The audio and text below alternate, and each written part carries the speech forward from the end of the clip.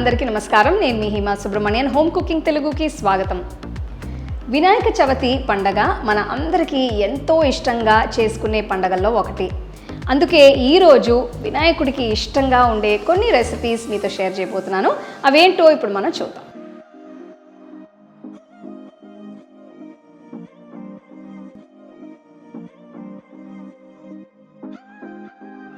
ముందుగా ఉండ్రాళ్ళు చేయడానికి నేను ఒక బౌల్లో అర కప్ బియ్య పిండిని తీసుకుంటున్నాను. ఇందులో ఒక చిటికెడు ఉప్పు, 1 టీ స్పూన్ నెయ్యి వేస్తున్నాను. తర్వాత ఇందులో కొద్దిగా వేడి నీళ్లు పోసుకుంటూ కలుపుకోవాలి. ఈ పిండి నీళ్ళని త్వరగా పీల్చుకుంటుంది కాబట్టి అంతా ఒక్కసారి కాకుండా కొద్దిగా నీళ్లు పోసుకుంటూ ఉంటే కరెక్ట్ కన్సిస్టెన్సీలో ఉంటుంది. ఇందులో వేడి నీళ్లు పోస్తేనే పిండి బాగా బైండ్ అయ్యి థిక్గా ఉంటుంది.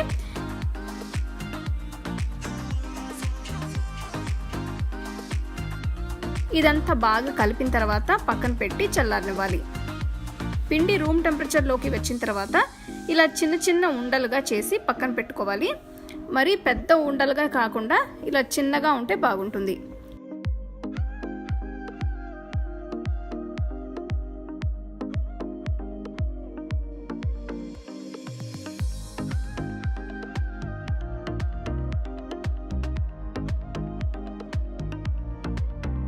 ఇప్పుడు ఒక సాస్ ప్యాన్లో 1.5 కప్పుల పాలు పోస్తున్నాను. ఇందులో అర కప్ నీళ్లు కూడా పోయాలి. పాలని బాగా మరిగించాలి. ఇందులో ఒక ఉడుకు వచ్చిన తర్వాత ఉండ్రాలని తీసుకుని ఇందులో నెమ్మదిగా వేసుకోవాలి.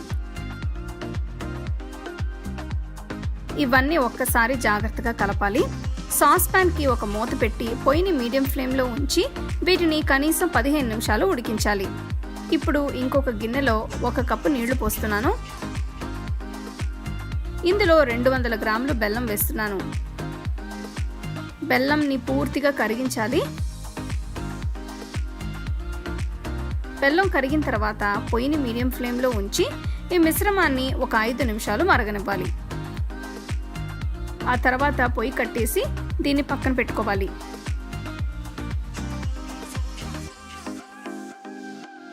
ఉండ్రాళ్ళు 15 నిమిషాల నుంచి ఉడుకుతున్నాయి. చూస్తున్నారు కదా, పాలు కూడా చాలా చిక్కగా అయిపోయాయి. ఇందులో ఇప్పుడు 1 టీ స్పూన్ యాలకుల పొడి వేస్తున్నాను. పొయ్యిని లో ఫ్లేమ్లో ఉంచి 1.5 కప్పుల చిక్కటి కొబ్బరి పాలని ఇందులో పోసుకోవాలి. ఇదంతా బాగా కలిపి ఒక 5 నిమిషాలు సన్నటి సెగ మీద మరిగించాలి. ఆ తర్వాత పొయ్యి కట్టేయచ్చు. ఇప్పుడు ఒక జల్లెడ తీసుకుని బెల్లం పాకాన్ని వడిగట్టుకుని పాలల్లో వేసుకోవాలి.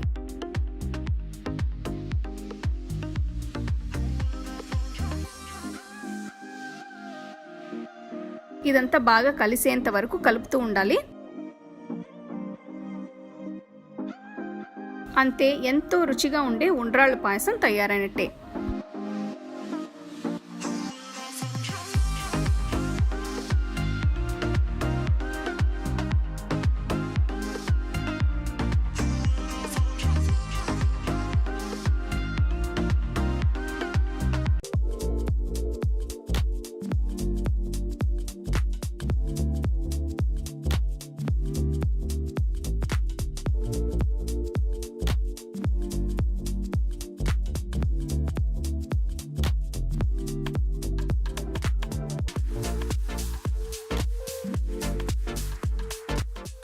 ఈ రెసిపీ చేయడం కోసం నేను 4 పెద్ద అరటిపళ్ళని తీసుకుంటున్నాను.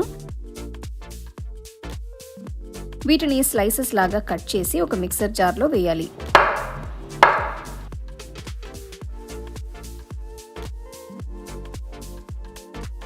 ఈ మొత్తాన్ని మెత్తటి ప్యూరీ అయ్యేట్టు రుబ్బుకోవాలి.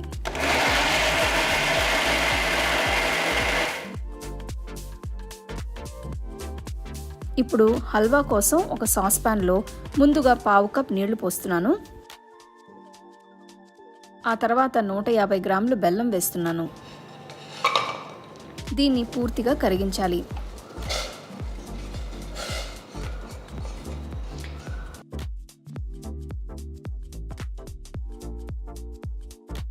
బెల్లం పూర్తిగా కరిగిన తర్వాత పొయ్యి కట్టేసి పక్కన పెట్టుకోవాలి. ఇప్పుడు ఒక వెడల్పాంటి కడాయిలో 1 టేబుల్ స్పూన్ నెయ్యి వేసి అందులో జీడిపప్పులు వేసి వేయించాలి.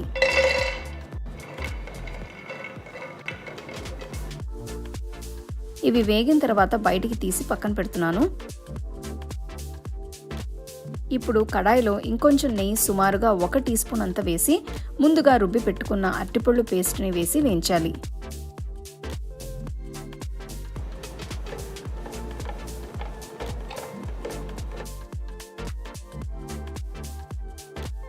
పొయ్యిని మీడియం ఫ్లేమ్లో ఉంచి ఈ మిశ్రమాన్ని సుమారుగా 10 నిమిషాలు వేయించాలి. అప్పుడే ఇది నెయ్యిలో వేగి బాగా చిక్కగా అవుతుంది. చూస్తున్నారు కదా, అరటిపండు మిశ్రమం రంగు మారింది, కాస్త గట్టిగా కూడా అయింది. ఈ పాయింట్లో నేను 2 టీ స్పూన్ల నెయ్యి వేసి కలుపుతున్నాను.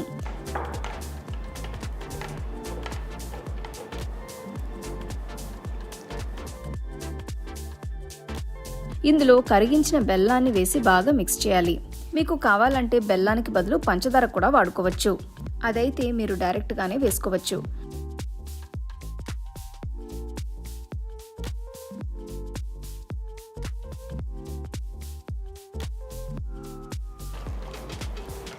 పొయ్యిని లో ఫ్లేమ్లో ఉంచి హల్వాని ఇంకొక 15-20 నిమిషాలు వేయించాలి.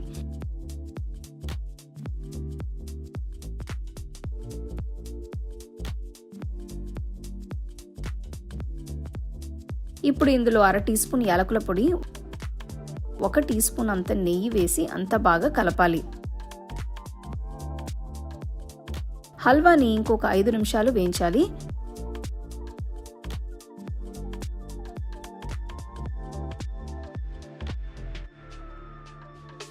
ఐదు నిమిషాల తర్వాత వేయించిన జీడిపప్పుల్ని వేసి ఇంకొక 5 నిమిషాలు అంతా కలిపి వేయించాలి.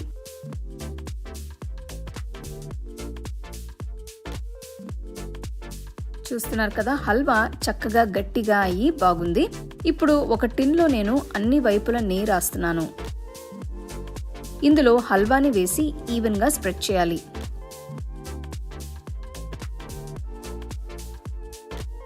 ఇది సెట్ అవ్వాలంటే కనీసం అరగంట నుంచి 30 గంట పడుతుంది. సో అలానే పక్కన పెట్టి డిస్టర్బ్ చేయకుండా వదిలేయాలి.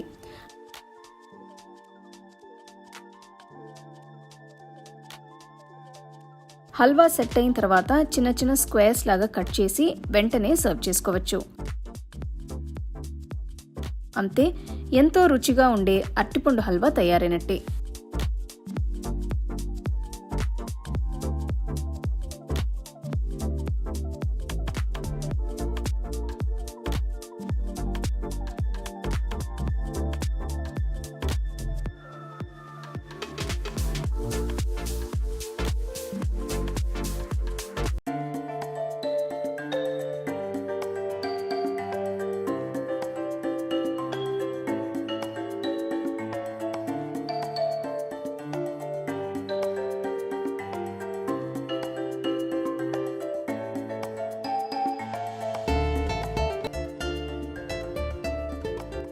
కజ్జికాయలు చేయడానికి నేను ఒక పెద్ద బౌల్లో 1/2 కప్ గోధుమ పిండిని తీసుకుంటున్నాను. దీంతో పాటు 1/2 కప్ మైదా పిండి, 2 టేబుల్ స్పూన్ల బొంబాయి రవ్వ, చిటికెడు ఉప్పు, 2 టీ స్పూన్ల నెయ్యి వేసి అంతా బాగా కలపాలి.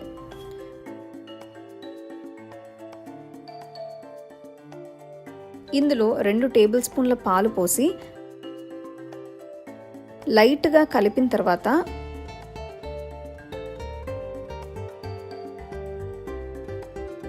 కొద్ది కొద్దిగా గోరువెచ్చటి నీళ్లు యాడ్ చేస్తూ పిండి ముద్దల్ని తయారు చేయాలి. మీకు ఈ పిండి మరీ జారుగా అయిందనిపిస్తే కొద్దిగా గోధుమ పిండి వేసి కలుపుకోవచ్చు.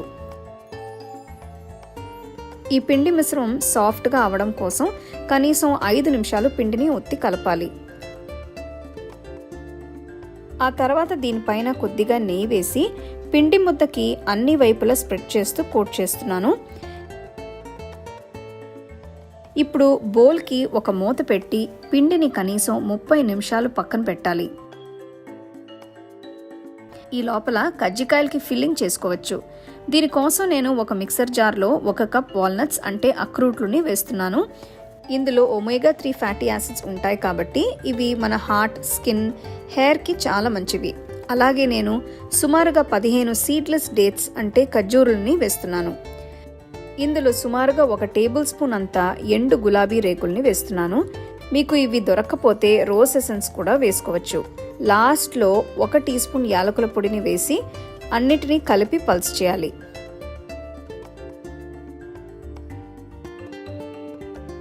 అంతే, ఫిల్లింగ్ తయారైనట్టే. మీరు చూస్తే ఇది మరీ మెత్తటి పొడిలా కాకుండా కాస్త బరక్గా ఉండేట్టు గ్రైండ్ చేశాను. అప్పుడే మీకు కజ్జికాయలు తిన్నప్పుడు లోపల క్రంచీనెస్ ఉండి బాగుంటుంది. దీన్ని పక్కన పెట్టుకోవచ్చు. ఇప్పుడు కజ్జికాయలు చేయడం కోసం పిండి ముద్దని చిన్న ఉండలుగా చేసి పక్కన పెట్టుకోవాలి.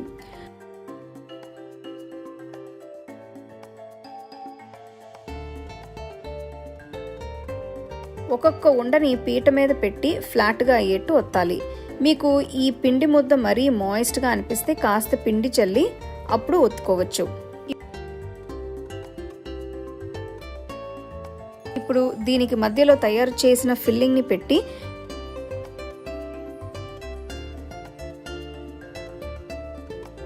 ఇలా ఒకవైపు నుంచి కజ్జికాయల్ని ఇంకొక వైపుకి ఫోల్డ్ చేయాలి. ఈ అంచుల్ని నేను చేతితో క్లోజ్ చేస్తున్నాను.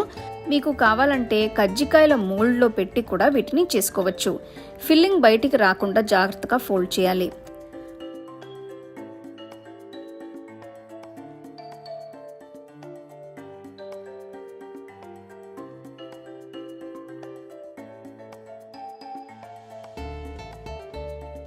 ఒక బాండీలో వేయించడానికి సరిపడా నూనె పోసి వేడి చేసి అందులో తయారు చేసిన పిండి కజ్జికాయల్ని వేసి వేయించాలి. పొయ్యిని లో ఫ్లేమ్లో ఉంచి వీటిని వేయిస్తే పిండి లోపల కూడా చక్కగా కుక్ అయ్యి బయట కూడా కొంచెం క్రంచీగా ఉంటుంది. ఇందులో స్వీట్నెస్ కోసం పంచదార కాకుండా న్యాచురల్గా ఉండే డేట్స్ని వాడాము. అలాగే ఇందులో న్యూట్రిషన్ రిచ్ వాల్నట్స్ కూడా ఉన్నాయి. నేనైతే ఇది ఒక హెల్తీ స్నాక్ అని చెప్తాను. ఇవి ఇలా గోల్డెన్ బ్రౌన్ రంగులోకి మారిన తర్వాత బయటికి తీసేయచ్చు. అంతే, టేస్టీ అండ్ హెల్తీ కజ్జికాయలు తయారైనట్టే. పండగలకి అలానే ఇంట్లో ఏవైనా పూజలు ఉన్నప్పుడు దేవుడికి నైవేద్యంగా పెట్టడానికి కూడా చాలా బాగుంటాయి.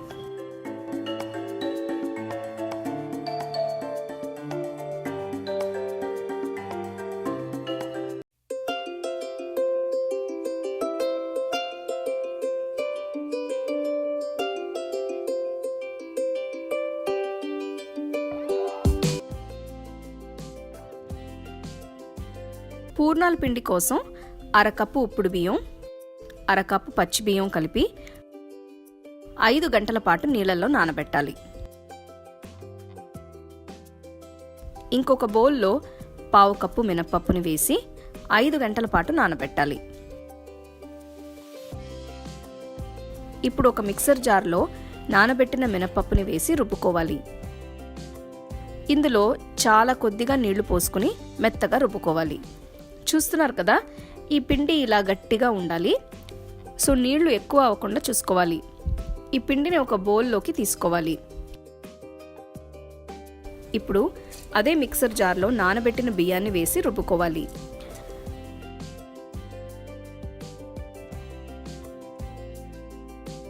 చూస్తున్నారు కదా, ఇది కూడా మెత్తటి పిండిలాగా తయారైంది. ఈ పిండిలో కూడా నేను చాలా కొద్దిగా నీళ్లు వాడాను. నీళ్లు ఎక్కువ వేస్తే పిండి జారుగా అయిపోయి పూర్ణాలు సరిగ్గా రావు.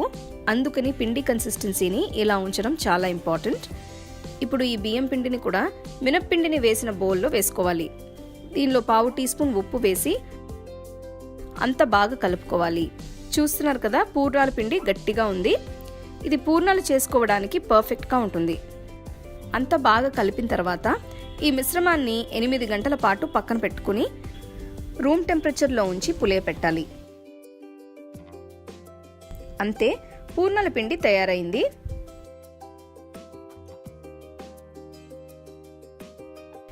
ఇప్పుడు పూర్ణాల కోసం ఒక బౌల్లో 1 కప్పు శనగపప్పు వేసి శుభ్రంగా కడిగి 2 గంటల పాటు నీళ్లలో నానబెట్టాలి. ఒక ప్రెషర్ కుక్కర్లో నానబెట్టిన పప్పుని వేసి సరిపడ నీళ్లు పోసి ఉడికించాలి. దీన్ని మనం ఆల్రెడీ నానబెట్టాం కాబట్టి మరీ ఎక్కువ నీళ్లు పొయ్యనవసరం లేదు. పొయ్యిని మీడియం ఫ్లేమ్లో ఉంచి 3 విసిల్స్ వచ్చేంత వరకు పప్పుని ఉడికించాలి. ఇప్పుడు ఈ పప్పుని పక్కన పెట్టుకుని బెల్లాన్ని కరిగించాలి. దీనికోసం ఒక గిన్నెలో 1/2 కప్పు నీళ్లు పోసి అందులో 1 కప్పు బెల్లాన్ని వేసి బెల్లాన్ని పూర్తిగా కరిగించాలి.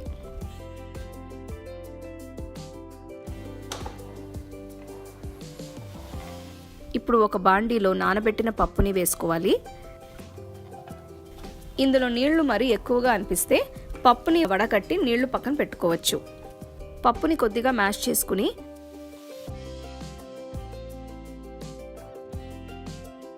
కరిగించిన బెల్లం పాకాన్ని వడగట్టుకుని ఇందులో వేసుకోవాలి.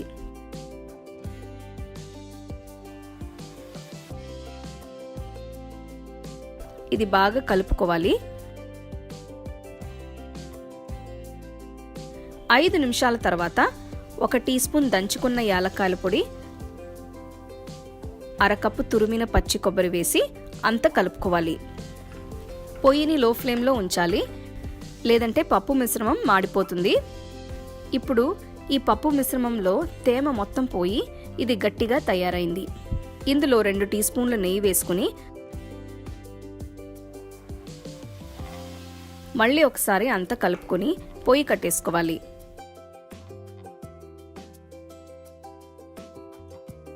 ఇది పూర్తిగా చల్లారిన తర్వాత చిన్న చిన్న ఉండలుగా తయారు చేసుకుని పక్కన పెట్టుకోవాలి. ఈ మిశ్రమంతో 20 నుంచి 25 పూర్ణాలు వరకు తయారు చేసుకోవచ్చు. ఇప్పుడు ఒక బాండీలో వేయించడానికి సరిపడా నూనె పోసుకోవాలి. నూనె వేడిగా ఉందో లేదో అని తెలుసుకుంటానికి పూర్ణాల పిండి కొంచెం వేయాలి. ఇది వెంటనే తేలి పైకి వస్తే నూనె కాగిందని అర్థం. నూనె బాగా కాగిన తర్వాత పొయ్యిని మీడియం ఫ్లేమ్లో ఉంచి పూర్ణాలు వేయించేంత వరకు కూడా పొయ్యిని మీడియం ఫ్లేమ్లోనే ఉంచాలి. పూర్ణాలు వేయించే ముందు పిండిని ఒకసారి కలుపుకోవాలి. ఇప్పుడు పూర్ణం ఉండల్ని తీసుకొని వాటిని పిండిలో అన్ని వైపులా కోట్ అయ్యేట్టు ముంచి వేడి నూనెలో నెమ్మదిగా వేసుకోవాలి.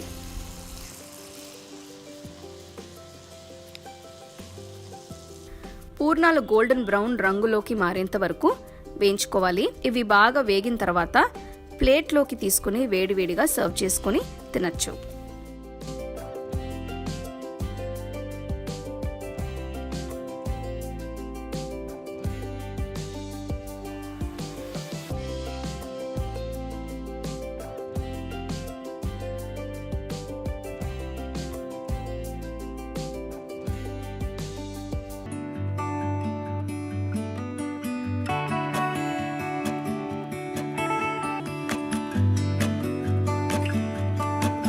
బూందీ లడ్డు కోసం ముందుగా బూందీని తయారు చేసుకోవాలి. దీనికోసం ఒక బౌల్లో 1 కప్ శనగపిండిని తీసుకుంటున్నాను. దీనిలో 1/2 టీ స్పూన్ యాలకుల పొడి కలుపుకోవాలి. అలాగే నేను 1 చిటికెడ yellow ఫుడ్ కలరింగ్ కూడా వేస్తున్నాను. మీ దగ్గర ఆరెంజ్ కలర్ ఉంటే అది కూడా వాడుకోవచ్చు. వీటన్నిటిని విస్క్తో ఒకసారి కలిపిన తర్వాత కొద్ది కొద్దిగా నీళ్లు పోసుకుంటూ మొత్తం కలుపుకోవాలి. పిండి మరీ గట్టిగా ఉండకూడదు. ఇది కొంచెం పల్సగా ఉంటేనే బూందీ చేసుకోవడానికి ఈజీగా ఉంటుంది. చూస్తున్నారు కదా, ఇలా కొద్దిగా జారుగా ఉండాలి. పంచదార సిరప్ తయారు చేయడానికి ఒక గిన్నెలో 1/4 కప్ నీళ్లు పోస్తున్నాను. ఇందులో 1 కప్ పంచదార వేసి మరిగించాలి. పంచదార మొత్తం కరిగిన తర్వాత ఎక్స్ట్రా ఫ్లేవర్ కోసం 1/2 టీ స్పూన్ యాలకుల పొడి వేస్తున్నాను. ఇది చిక్కటి పాకంలాగా అవ్వకముందే నేను పొయ్యి కట్టేస్తున్నాను. లేదంటే ఇది తీగ పాకంలాగా తయారయ్యి లడ్డూలు చేసుకోవడానికి కష్టం అవుతుంది. ఇప్పుడు ఒక వెడల్పాంటి బౌల్లో పంచదార సిరప్ వేసుకుని అందులో చిటికెడు పచ్చకర్పూరం వేస్తున్నాను. ఇది ఆప్షనల్ కాబట్టి మీ దగ్గర ఉంటే వేసుకోవచ్చు. ఇది వేయడం వల్ల లడ్డూకి మంచి ఫ్లేవర్ వచ్చి మంచి అరోమా కూడా వస్తుంది. ఇప్పుడు ఒక బాండీలో వేయించడానికి సరిపడా నూనె పోసి మరిగించాలి.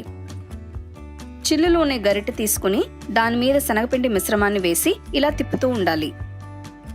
నూనెలో బుడగలు రావడం తగ్గిన తర్వాత బూందీని బయటకు తీసేయాలి. నూనెలో ఎక్కువసేపు ఉంచితే బూందీ బాగా క్రిస్పీగా అయ్యి లడ్డూ చేయడానికి సూట్ అవ్వదు. ఈ బూందీని పంచదార సిరప్లో వేస్తున్నాను. చూస్తున్నారు కదా, సిరప్ని బూందీ మొత్తం పీల్చుకుంది. దీనిలో కిస్మిస్లు, వేయించిన జీడిపప్పుల్ని వేసుకోవాలి. ఇందులో 2 టీ స్పూన్ల నెయ్యి కూడా వేస్తున్నాను. ఇదంతా ఒక్కసారి కలిపి లైట్గా మెదుపుకోవాలి. ఇప్పుడు ఈ మిశ్రమాన్ని కొద్దిగా చేతిలోకి తీసుకుని చిన్న సైజు లడ్డూలు తయారు చేసుకోవాలి. మీకు నచ్చిన సైజులో వీటిని తయారు చేసుకోవచ్చు. అంతే, బూందీ లడ్డు తయారైనట్టే.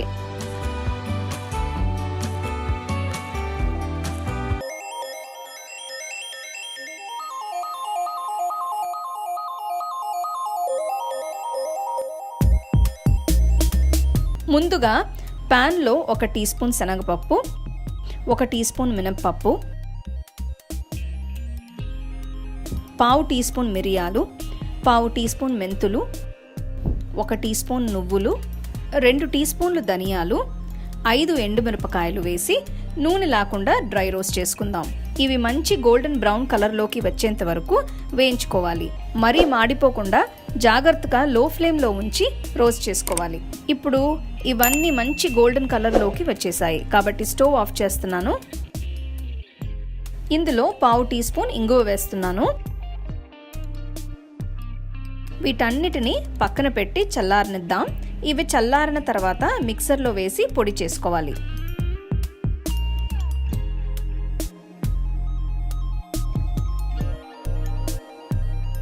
ఇప్పుడు చిన్న బాల్ సైజ్ చింతపండు తీసుకుని నీళ్లు కలిపి ఒక బౌల్ అంత రసం తయారు చేసుకోవాలి.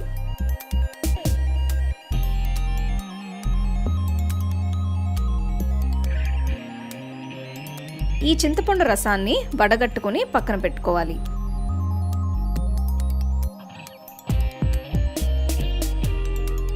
ఇప్పుడు ఒక బాండీలో తాలింపు కోసం నేను 3 టేబుల్ స్పూన్లు నువ్వుల నూనె వాడుతున్నాను.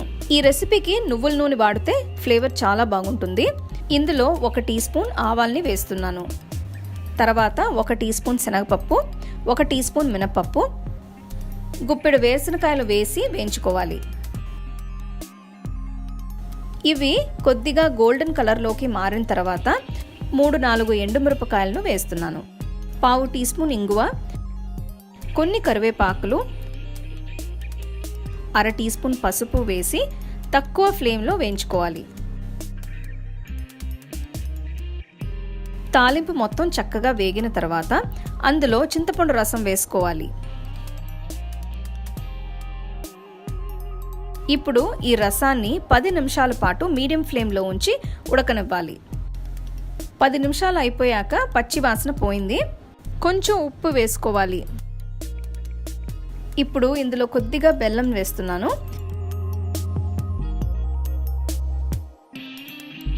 ఇప్పుడు ఇందులో మనం ఇందాక తయారు చేసుకొని పెట్టుకున్న పొడిని వేస్తున్నాను. ఈ పొడి వేసిన తర్వాత చింతపండు చిక్కగా అవ్వటానికి ఇంకొక 10-15 నిమిషాలు మీడియం లో ఫ్లేమ్లో ఉంచి ఉడకనివ్వాలి.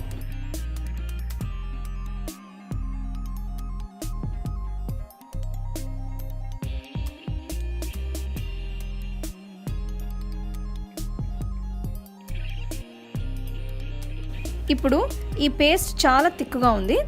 ఇప్పుడు ఒక ప్లేట్లో అన్నం తీసుకొని అందులో చింతపండు పేస్ట్ని వేసి బాగా కలుపుకోవాలి.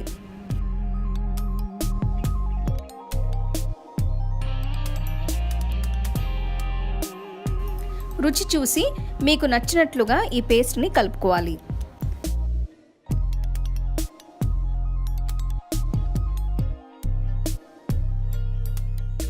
అన్నంలో పేస్ట్ కలిపిన తర్వాత కనీసం 20 నిమిషాల నుంచి అరగంట వరకు నానితే ఆ ఫ్లేవర్ అంతా అన్నంకి బాగా పట్టి టేస్టీగా ఉంటుంది.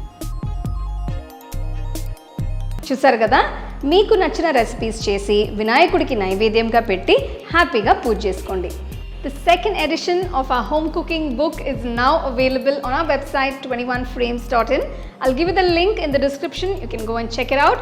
The book is currently available only in India for now, so you can place your orders on 21frames.in.